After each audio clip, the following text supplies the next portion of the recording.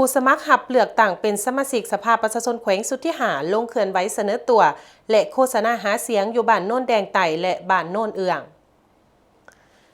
วันที่ 11 กุมภาพันธ์ 2026 นี้ขบวนการลงหาเสียงของบรรดาทานผู้สมัครเลือกตั้งเป็นสมาชิกสภาประชาชนแขวงสุทธิหาประจำเขตเลือกตั้งเมืองสุขุมาแขวงแก่ประสักได้ลงเคลื่อนไหวเสนอตัวและโฆษณาหาเสียงอยู่บ้านโน่นแดงไต่และบ้านโน่นเอืองกลุ่มบ้านที่ 2 เมืองสุขุมาแขวงแก่ประสักโดยการนำพาของทานคำไต่เกียรติประเสริฐกรรมการพรรคแขวงเลขาพรรคเมืองทั้งแมนหัวหน้าคณะผู้สมัครเลือกตั้งสมาชิกสภาประชาชนแขวงสุทธิหาพร้อมด้วยบรรดาทานผู้สมัครจำนวนทั้งหมด7ทานยิ่ง2ทานมีบรรดาทานเลขาพรรคบ้านนายบ้านและพ่อแม่ประชาชนเข้าร่วมรับฟังจำนวน184คนยิ่ง82คน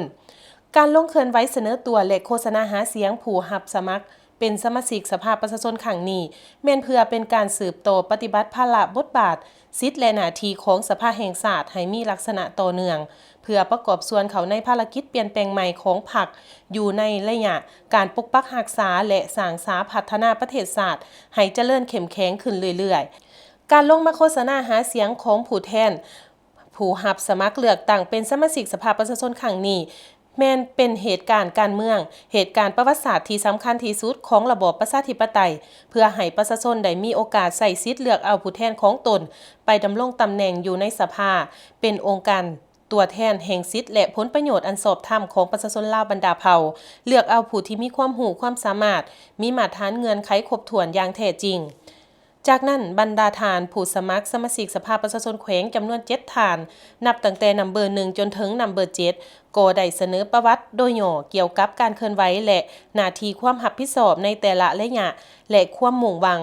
แนวความคิดของตนเองที่จะนำพาสร้างสรรค์พัฒนาบ้านเมืองในต่อหน้าให้มีความเจริญรุ่งเรืองศรีวิไลทั้งนี้ก็เพื่อให้ผู้มีสิทธิ์เลือกตั้งได้รับรู้และนำไปพิจารณาสุมจิตสุมใจใส่สิทธิ์ของตนปนบัตรคัดเลือกเอาบุคคลผู้ที่มีมาตรฐานและเงื่อนไขกว่าหมู่และสามารถเป็นตัวแทนของประชาชนบรรดาเผ่าปกป้องสิทธิผลประโยชน์ของประชาชนโดยประชาชนและเพื่อประชาชนอย่างแท้จริงพร้อมกันนั้นผู้สมัครเป็นสมาชิกสภาประชาชนแขวงประจำเขตเลือกตั้งเมืองสุขุมายังได้ให้คำมั่นสัญญาว่าถ้าหากได้เลือกเขาเป็นสมาชิกสภาประชาชนแขวงแม้นพร้อมแล้วที่จะปฏิบัติตามสิทธิและหน้าที่ภาระบทบาทของตนเองในฐานะเป็นตัวแทนแห่งสิทธิผลประโยชน์ของประชาชนและจะนำเอาปัญหาต่างๆของประชาชนอยู่ท้องถิ่นเสนอต่อกองประชุมสภาแห่งชาติแต่ละสมัยพร้อมนั้นก็ยังจะได้เสนอและปรับปรุงแก้ไขบรรดานิติกรรมกฎหมายต่างๆพิจารณาตกลงปัญหาต่างๆของศาสตร์ของท้องถิ่นใน7ทานนี้แม่นเลือกเอา5ทานขีดออก2ทาน